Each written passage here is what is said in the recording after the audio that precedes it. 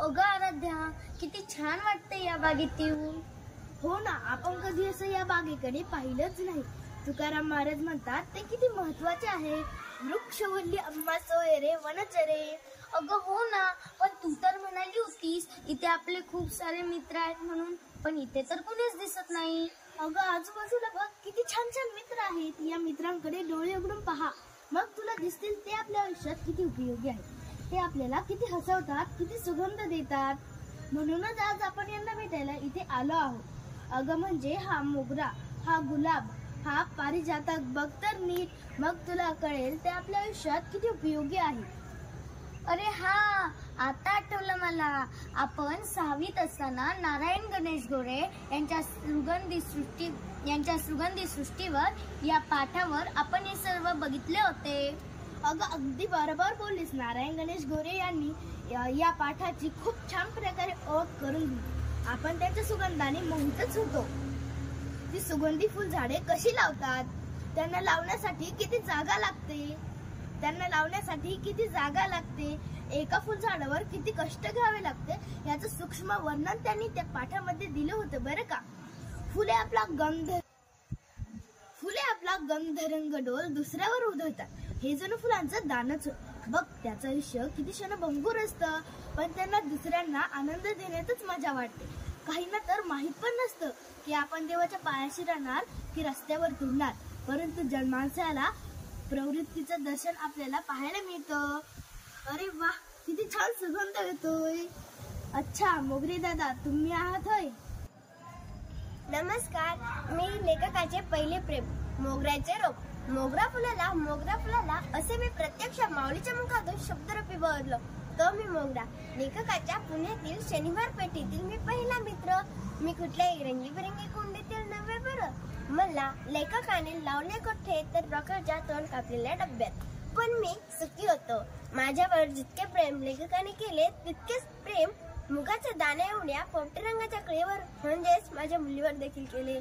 मी जेव्हा तकतकीत पांढरी दिसू लागली तेव्हा तर मी अगदी लेखकाच्या उत्कृष्ट आतुरतेचे भाग बनले.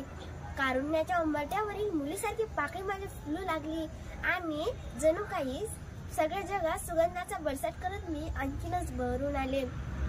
वसंत ऋतू तर माझा मित्रच, त्याच्या येण्याने मी आणखीनच आनंदून गेले. मित्रांनो, 6 पाकळीची मी पण जगाला सुगंधित करण्याची ताकद माझ्या मृत्यूनंतरही आहे. ती म्हणजे उत्तर रूपाने साधी सोपी नव्हे बरं. 13व्या शतकात ज्ञानेश्वरांच्या अभंगाचे भाग बनले म्हणजे माझा इतिहास इतका जुना आहे. तर मी इंडोनेशिया आणि फिलिपिन्सचे राष्ट्रीय फूल देखील आहे.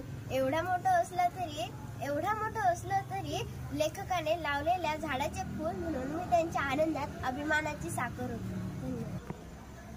रजनीगंधा फूल तुम्हारे यूं ही में के जीवन में. अरे वा, खरंच ही फुले किती छान दिसतात. मी तुमची लाडकी गुलछडी. रजनीगंधा फूल तुम्हारे यूं ही में के जीवन में. मनातील मी लेखकाच्या जीवनातील दुसरा मित्र. निशिगंध, निशी म्हणजे रात्र, गंध म्हणजे सुवास. बरं का, रात्रीच्या वेळी तुमच्या जीवनात सुवास पसरून जातात, अगदी कोणालाही न मागता सुबक आणि सुंदर दिसायला. विटालदार हिरव्यागार छडीपर्यंत हरण टोकापर्यंत गेलेली माझी फुले पाहिली म्हणजेच निशिगंधाला गुलछडी हे नाव मिळाले असे लक्षात येते. जणू काही फुलांची छडीच आहे. नळीसारख्या आकारातून पांढऱ्या रंगाच्या 6 पाकळ्या घेऊन येते. म्हणून मी ट्यूबरोज जणू माझे सारे वैभव चवड्यावर उभे राहून मी जगाला दाखवत असते, अगदी रात्रीच्या प्रहरात देखील. धन्यवाद. अगं अदिती, ही तर माझी सायलीची वेल. आपल्याला भेटायला हिची नाजूक आणि सुगंधित फुले. नमस्कार, मी लेखकाची छोटीशी मैत्रीण सायलीची वेल. पांढरी शुभ्र व सुवासिक फुले देणारी, सायंकाळच्या मंद्र प्रकाशात फुललेली व त्या फुलांच्या सुगंधाने सर्व वातावरण सुगंधित करणारी मी. धन्यवाद. अगं दीदी, या बागेतून आपण किती सुंदर सुंदर मित्रांना भेटलो. मजा आली की नाही. हे सगळे मित्र होते नारायण गणेश गोरे यांचे. यांच्यासारखं आपल्याला देखील यांना मित्र बनवता येईल की नाही. अरे वा, किती छान सुगंध पसरलाय. आदिती, तुला माहिती आहे का ही फूल पारिजातकाची फूल. जणू स्वर्गातून पृथ्वीवर आलेलं सुगंधित असं झाड, तितकंच औषधी बरं का. बहरला पारिजातक दान फुले का पडतात शेजारी, असा मी लेखकांचा मित्र म्हणजे पारिजात.